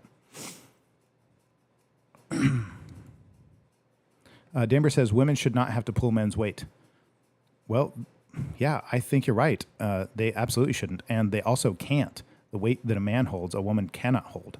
That's why we have men and that's why we have women. Totally. Like, I've heard women say, I'm both mom and dad for my kids. And my response to that is simply, no, you're not. You're just mom more. Sorry to burst your bubble. Even if you're a single mom, you're not mom and dad. You cannot replace a father. It doesn't work. You cannot play both sides. You just have to do more of what mommy does. And, well, statistically, it's not working out so well for our society anymore. B, thanks for sharing. I'm going to read this for you guys. I really appreciate that. We just had a really good conversation regarding this, so I really do appreciate your input here. And I'm so glad to see you sticking with us tonight. So, B is saying, submitting to my husband has taken so much stress off my shoulders and has allowed me to be his peace. I'm going to read that one more time, again for the ladies and gentlemen in the back. Submitting to my husband has taken so much stress off my shoulders and has allowed me to be his peace. He's a God-fearing man, and I've never felt so safe, guarded, and rooted. Fuck. I don't know how I could say it any better. I can't. You did. Thank you. Thank you for that very much. Natalie's saying, I'm all for compromise, but I was taught that a man has the final say, and it worked for decades. Yeah, I think that that's very, very important for sure. Damber says, I'll submit if he loves me like the church. I don't exactly know what that means. I don't think a woman is a man's church, but maybe you can elaborate a little bit. But I also think that a woman will only submit to worthy men, and that's why we need worthy men. Instead of shitting on them, we should build them up and encourage them, right? I think for as long as men are being stolen from and turning into blood bags and completely being indoctrinated into slavery with their minds, their heart, and their souls through government, through schools, through systems, through corporations, through toxic, trash we're putting in our bodies, we're becoming subpar. And until we protect that and give a fuck about it, none of it's going to work out very well for any of us. And eventually it's going to get so bad, people are going to be begging for us to fix it. And by then, unfortunately, it may be too late. So better get on it now than later. Wendy says, China has classes for masculinity. We used to have the same. We used to have the same when this country was fucking rocking and rolling. And now we don't. Now unfortunately, men have moved aside. My opinion is men have moved aside, seemingly. What happens is men in control, which is who is in control. It's men. It's not women, right? The richest people in the world are not women. Matter of fact, the only richest women in the world are the top 10 richest women in the world. Go ahead and Google and find out how they got to be the richest women in the world. Find that out for yourself, and you tell me that it's women in charge. It's not. It never has been and never will be. But men in charge, let's say there's men in charge that are tyrannical, a very few, but the ones that are in charge have become so tyrannical that they actually know how to destroy communities to make everybody slaves, and that's destroy men. They don't need to destroy women and children. They'll be destroyed if we destroy men. So the answer to solve these problems is to always fix the men in our society, or at least to best optimize the men in our society. You can't do that if you take their money away. If you teach them at 6 years old when they get in a fight at school with Johnny and he punches them in the nose for doing something disrespectful, you can't teach little Nicholas that defending himself is wrong by both of them going home for 3 days and being punished. You can't do that if you want good men in the future. You have to do the opposite. You have to reward him for doing the right thing. You can't punish him equally to the bully. It's ridiculous. And you can't take men's money, who are the number one earners, especially in this country, but really anywhere, the wealth earners, because they're the ones who work more hours and do more dangerous, scary jobs. Always. There's almost no women bricklayers. Construction's like 90-something% full of men. Very dangerous, scary jobs. You can't take their money from them through taxes and social services, take their money from them, whether it's child support or welfare, and then expect them also to feel like they're providers and protectors when you just destroyed them from birth to do both things through these said environments. You can't expect to have the best men possible if that's what we're doing. And Natalie, you do not have to apologize. Not for that, at least.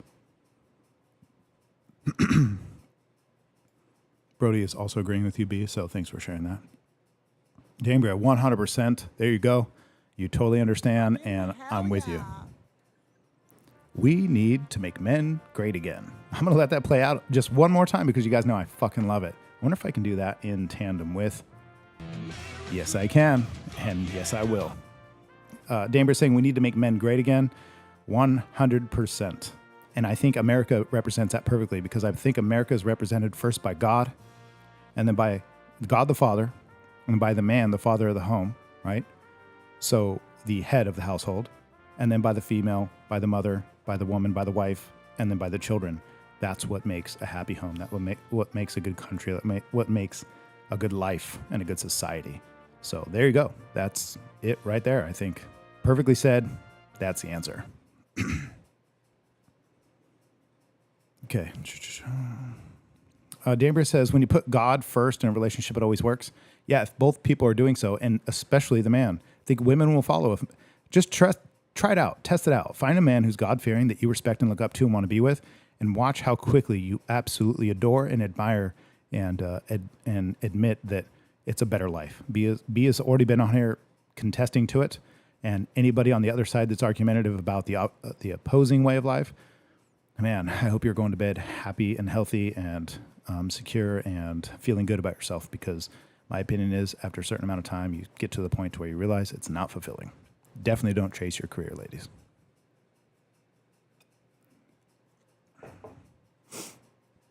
Yep, I see what Natalie's saying in terms of marketing and consumerism.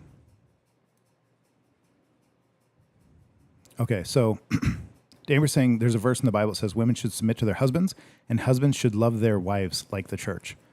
I'd have to read. I've never read that before, so I don't know that Bible quote. Never heard of it. Never heard that. Okay. This is long stuff here. I've caught up a little bit, but I'm going to go ahead and read what Wendy is saying. Read it all. I'm not screening this, obviously, so I'm always careful to read this because I'm just waiting for that one time somebody put something in here I can't read. Men do things, Wendy says. Men do things women are incapable of doing. Wars, working in harsh situations, security, emotionless decisions. Women, fuck, you, Wendy, I don't know what you're reading, what you're studying, what life experience you have, but nail on the head. Women make decisions on emotions, facing situations, extremely harsh situations. The list can go forever. But the thing is, you have a bunch of single mother households raising men. I'm struggling raising a man.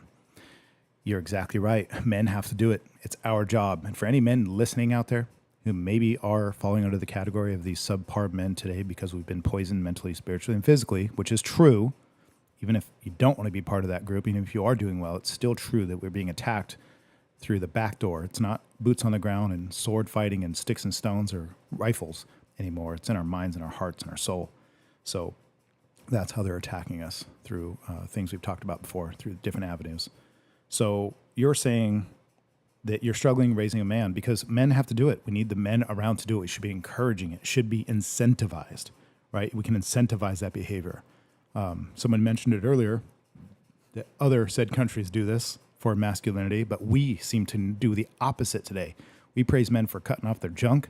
We praise men for being open so much that it's perverted in the sense of whether it's ideas or our borders or to submission or to just letting it just passively happen and life happen to them instead of them grabbing it by the balls and doing it themselves. It's just sad, and we need men to do that. So if there's any men watching this that fall into the category, which most of us do to a level, of being these subpar men that have been poisoned today, I'm going to tell you right now, get around those fucking kids and be the best man you can be to them, whatever that means, for as much time as you could possibly make it. Be as good to those children as possible and be the role model they need. Work hard, play hard, live hard, and do it really well, because they fucking need to see you doing that. And for all the men out there that aren't doing it, well, shame on you, because we fucking need it, and these kids are going to fall apart if you're not the kind of men to be around that they need. Yes, Rochelle, you're exactly right. So we can maybe get into some of these things if we ever do a show together soon, which would be really fucking awesome. But yes, there is so much to it. And there's so much I'd like to say, but of course I can't do in one episode, so we'll stick to this specific task at hand. It turned into this conversation based off how to have a happy home. I don't think you can have a happy home without a God-fearing man. I just don't. Now, there's some men who claim to not be God-fearing and they have happy homes, but I would argue they probably, if you look deep enough, they're God-fearing men to a degree. And to the larger degree, the larger the happy the home. Larger the happy home. So the more likely a happy home. Yes, she should be a long-time caller and call in. She could totally call in. We've only been at this, for an hour and a half? Rochelle could totally be a caller. I'm totally down for that. If you have something to say, Rochelle, and you'd like to call, let me know, because I would totally like to invite you in on that.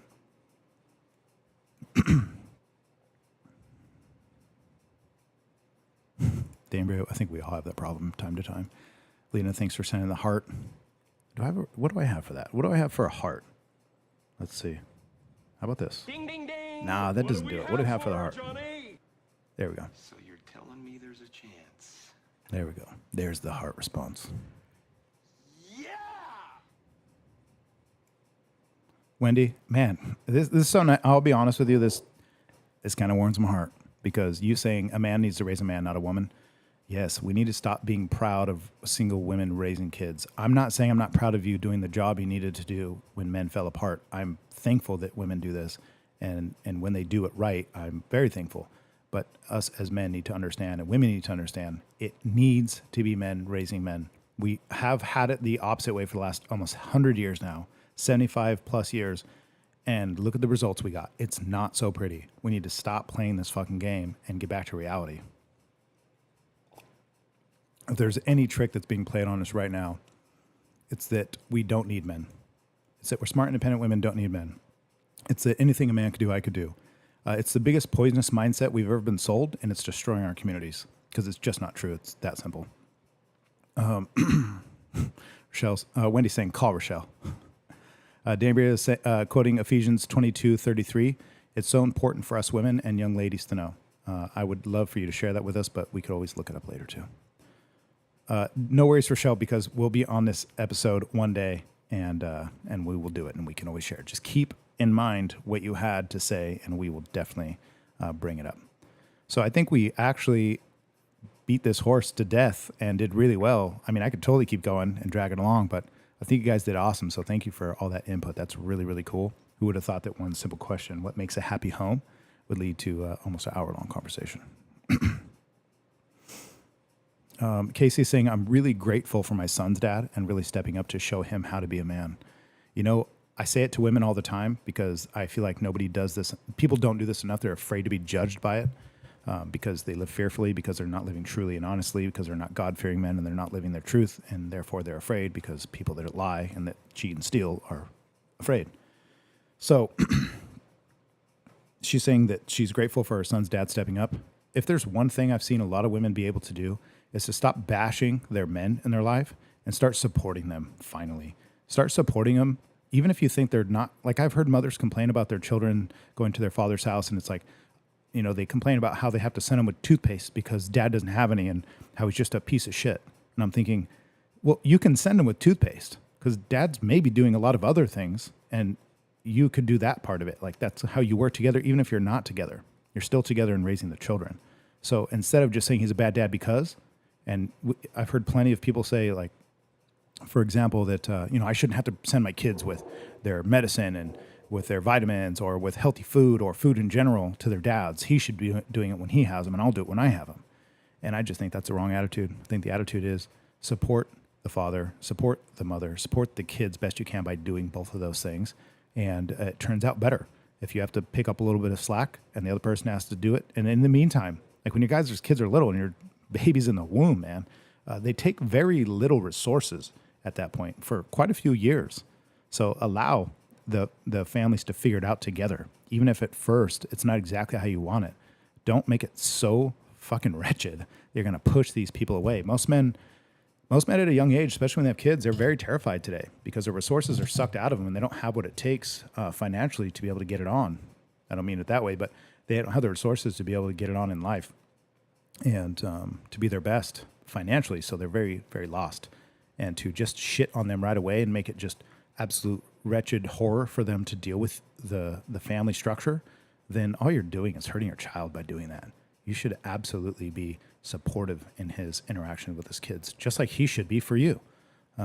Don't ever forget that, because you will do much better by encouraging that relationship in a really healthy way. I've seen plenty of people use their kids, especially women.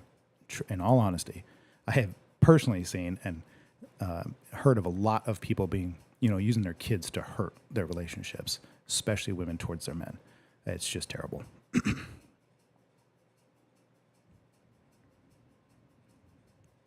Heidi says, you are a mom or dad all the time. It doesn't stop. Then they go to the other parent's house. Yes, you're exactly right. And it doesn't stop. So whether they're at the other parent's house or not, you're still mom. And at the other house, like when my son comes home and tells me that him and his mom were in an argument and he doesn't understand because she got all mad at him, and he explains the situation for me. And I finally tell him, like, look, maybe you were right. Maybe you're right and you were arguing with her and she's mad at you. But the point isn't that you're right. The point is that you weren't able to provide an environment where she feels loved and cared for, even if you were right or wrong. And I've taught him that since he was young. So whenever he has a discrepancy with his mother, she calls me. She can call me and she can let me know what he's doing, and I'll talk to him and figure it out and handle it. And then there's things that I don't do so well that she'll do better. Doctor's visits and appointments, school-related administrative stuff. She's way better at that shit than me. And so we work together even if we are apart. And you don't have to bash each other for it, and you definitely don't have to do that to your children to make them resent each other. Like, that's just, if you can't see how clearly wrong that is, then you're probably there's no help for you. But thanks for saying that, Heidi. I appreciate it. All right, hour and 42 minutes in.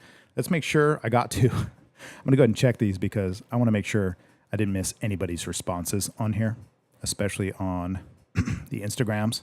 Actually, let's see if Alyssa responded. She probably hasn't yet. Not yet, but we'll get her at the pumpkin carving night. We'll get her there. She'll show up. I'm calling it out right now. Okay, let's go here. All right, we got a couple questions coming from Instagram, so let's do this. Okay, Amaya, thanks for being on here, and thanks for slipping into the comments. Want to give me a B-Day present, a.k.a. tattoo? That's all takes 5 minutes. Your girl broke student. Amaya, here's what you do. Come into the shop, right? Talk to me about your idea, make an appointment, and maybe there's ways for you to figure out how to get what you want done, but it most likely won't be by me. We do have apprentices. We even have some kids that are brand new to this and trying their heart out. And anyway, there's always ways around things. So Amaya, don't be afraid to come in and talk to us, and we'll introduce you to some of my other artists as well. Another question is also coming from Instagram. Is October a busier month for tattoos? Well, usually it's a pretty good month, but it's actually this last few months have been remarkably slow for most artists. For me, it'll never be slow. I'm always booked out. But is October a busier month for tattoos? No, it's typically a little slow. Right after summer, school just started. Things are chilling out. Holidays are coming. It gets a little slow. It's definitely slow in the walk-ins. But for me, it's never slow because I'm booked until March, so it doesn't really matter. And then the last response coming from Instagram is from the trusty, dusty Joshua Ray Farmer saying, good luck. I responded to myself on Instagram because I wanted to make sure the comments were working. And I said good luck because half the time I try to pull this shit together, something's fucking broken. It doesn't work out. Okay, so it looks like we've had 43 hearts, one happy-ish, sad-looking crying face, 36 thumbs up. If you guys are on here, you know you can subscribe, you can comment, you can like, you can share. Really what helps this show be what it is you guys just participating in whatever way that is, through submitting comments or getting into the comment section, responding, sharing it, of course, subscribing, of course, doing all those things obviously helps the show. The show's only going to grow. We're at episode 70, which doesn't really sound like that big of a number, but it really is, right? We've been doing this for 70 plus weeks now. And it's not going to stop anytime soon. So you know that's what makes the show go round. I have plenty of guests lined up for the future, and even bigger guests. One day I don't dare name them all because I don't want to ruin it, but surprises for the future for sure. One of the next guests I already told you guys, one I'll be getting on here for, or from his business Street Faded, and talking about some of the stuff that he's had to deal with as a business owner, especially in the last couple of years. And going through some of the stuff that we talk about here, but also hearing another point of view from it in regards to Juan and his business and his life experiences. He's an ex-Marine. He'll be on the show soon. He's a father, a husband, a business owner, a barber, and it'll be really cool to have him on here. So thanks you guys for reaching out to him and letting him know that he needs to be on Artistic Freedom. Natalie nailed it. Another really great response. Make him a sandwich without having to ask. If the man has to ask whether or not he should protect you or fix the tire or repair the thing, then he's probably not a good man. And if a woman has to ask whether or not he's hungry or if he'd like to eat at noon or dinner time or breakfast, whatever it may be, then maybe she's not such a good woman. Amanda saying phenomenal show. Amanda, phenomenal show because of you. You know I love having you on here. Brody saying the commitment and reaching 70. Yes, that's probably what it is. So, I appreciate you guys. I think I saw a question I'll try to get to here in a second. I appreciate you guys and love having you on here. We're going to have many more shows to come in the future. If you guys want any information about the pumpkin carving night, Friday the 13th, you can find tickets. Children are $25, adults are $50. Everything's going to be provided for you. Drinks, food, fun, music, friends. It's going to be a good time. If you guys went to the paint night, you would know. And if you want to dress up, totally dress up. You should dress up. If you guys want to dress up or not, it's totally up to you. If you want to bring your kids, totally up to you. It's very kid friendly and it'll be a lot of fun. We know that quite a few people are to be going.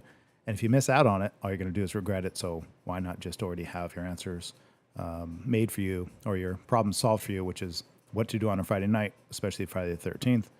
Don't go and get one of those stupid tattoos by some idiot either. Make sure you know who you're going to, especially if you're going out to get a Friday the 13th tattoo. Make sure that they're qualified artists. Or better yet, come to the shop and get a tattoo by us. Shameless plug. But anyway, for the pumpkin carving night, I look forward to having you guys there. We'll do another live episode before it. So if you guys have any questions regarding it, we can fill you in there. Or if you have any questions at all. D'Ambria did ask earlier, because I did kind of put her on the spot. She said, what's romantic to you, Josh? ? What would you consider romantic? Well, it's really simple. I don't consider women romantic. I consider men romantic. I think candlelight dinners are the go-to. It's pretty obvious. And women say, oh, that's played out. Flowers, candlelight dinners, this. It's not played out. You do that for a woman and she will absolutely be not just impressed, but you're going to show her fun and a good time. So make sure you're not super dull. And men out there that are afraid to be judged by a woman because you know that someone's maybe already done this for her, then find a way to make it different, new and spontaneous and exciting. But what's romantic to me is definitely spontaneity and not the expected, like Valentine's Day and, the norm, what's expected, but to be spontaneous, but to be thoughtful, to be sincere, but also to be a little dark and a little seductive. So to me, romance is that. So nice dark candlelit dinner, fireside on a rainy night under a cover, have the bedroom set up, have things, I'm not going to get into too much deals, but have things in every department thought through. Don't ask her where she wants to eat. Don't ask her where she'd like to sit. As a man, don't ask her these things. Bring her with you. Don't ask her where she'd like to go. That's just the wrong way to do it. And you'll find that it's very romantic, especially for you men out there listening. If you want to know how to do it, be fun, be spontaneous, be thoughtful, and figure it out ahead of time. Have a plan, even have a backup plan in case something doesn't work. You do not want to sit there with your thumb up your ass. You want to have it well thought through. So be thoughtful, be considerate, and make it dark and seductive. It works. Trust me. Take it. Well, allegedly it works from what I heard. Lenore says, I can't wait to see all your guests. And of course, she sends plenty of American flags. Heidi, yes, you are 100% right. There it is. Always feed your man. Very, very important. Wow, I missed a lot of input right here. I just scrolled and saw the bunch of shit I'm missing. Of course, you guys, always thank you for the flags, naturally.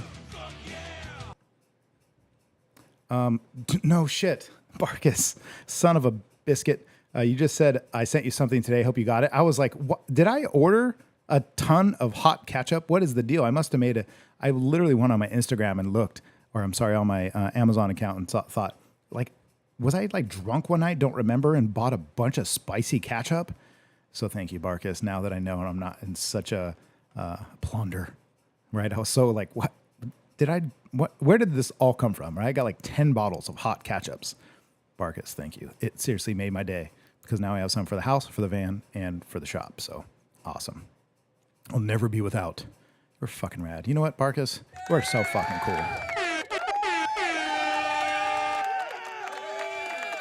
why I managed to stay single this whole time, you know? Okay, here we go. I'm going to try to get to these real quick before you jump off here. If you guys have any questions, ask them now because we are getting to the end. Brody Jade, love the emojis.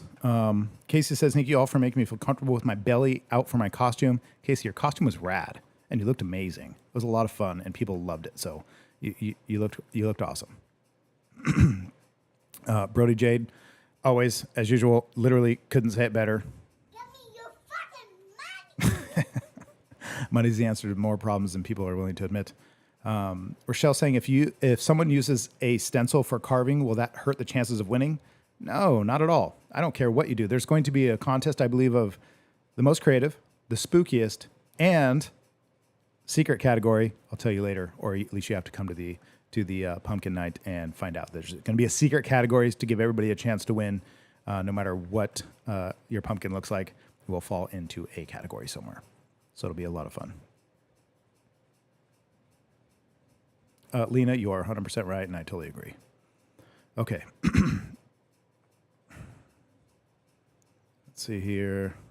So we got Haley on here. Thanks, Haley. I don't know when you jumped on or what you were listening to, but this was a pretty good episode, and we got a lot of input, but we appreciate you being on here. Hopefully I'm not too far on the comments. There's just all of a sudden like 100 came in, so I'm trying to keep up.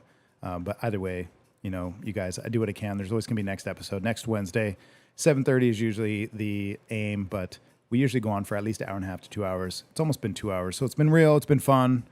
Maybe it's been real fun.